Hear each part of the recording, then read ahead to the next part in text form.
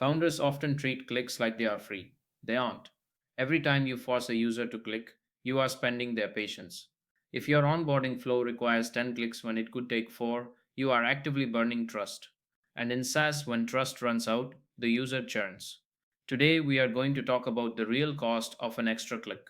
There is an old UX rule that says everything should be reachable in 3 clicks. That is a myth. The problem isn't the number of clicks, the problem is the quality of the clicks. When I worked in customer support, users didn't complain about clicking too much. They complained about clicking and feeling lost. A meaningful click feels like progress. A useless click feels like friction. So, what is a useless click? It is any click that serves the system but doesn't serve the user.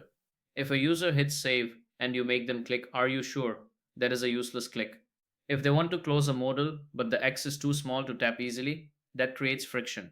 Good design removes the interface entirely. Simplicity removes UI. Clarity removes uncertainty. You need to audit your clicks. Take your most important flow. Let's say it's signing up or booking a demo. Count every single click required to finish it.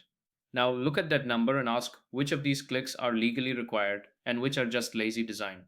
Combine steps, remove redundant confirmations, make the primary action massive and obvious. If a click does not move the user closer to their goal, delete it. You don't need a massive, expensive redesign to improve your adoption rates.